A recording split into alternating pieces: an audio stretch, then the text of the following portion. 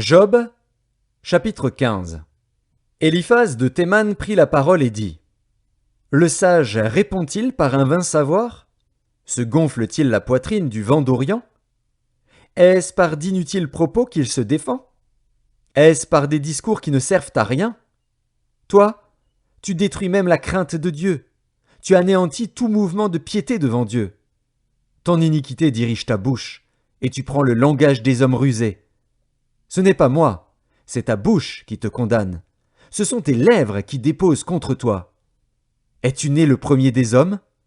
As-tu été enfanté avant les collines? As-tu reçu les confidences de Dieu? As-tu dérobé la sagesse à ton profit? Que sais-tu que nous ne sachions pas? Quelle connaissance as-tu que nous n'ayons pas? Il y a parmi nous des cheveux blancs, des vieillards, plus riches de jours que ton père.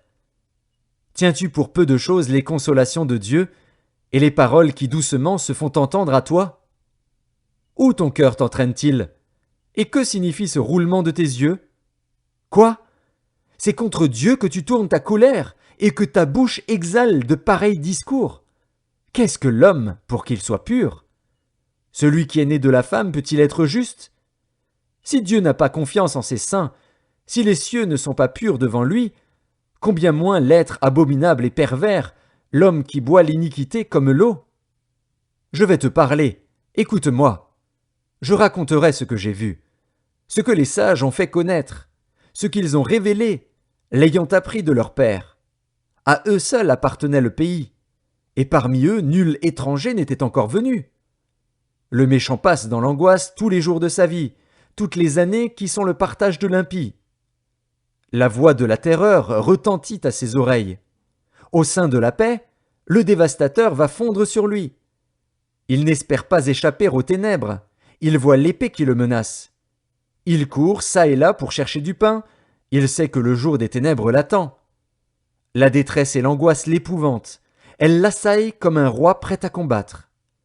Car il a levé la main contre Dieu, il a bravé le Tout-Puissant. Il a eu l'audace de courir à lui sous le dos épais de ses boucliers. Il avait le visage couvert de graisse, les flancs chargés d'embonpoint. Et il habite des villes détruites, des maisons abandonnées, sur le point de tomber en ruine. Il ne s'enrichira plus, sa fortune ne se relèvera pas, sa prospérité ne s'étendra plus sur la terre. Il ne pourra se dérober aux ténèbres, la flamme consumera ses rejetons, et Dieu le fera périr par le souffle de sa bouche. S'il a confiance dans le mal, il se trompe, car le mal sera sa récompense. Elle arrivera avant le terme de ses jours, et son rameau ne verdira plus. Il sera comme une vigne dépouillée de ses fruits encore verts, comme un olivier dont on a fait tomber les fleurs. La maison de l'impie deviendra stérile, et le feu dévorera la tente de l'homme corrompu. Il conçoit le mal, et il enfante le mal. Il mûrit dans son sein des fruits qui le trompent.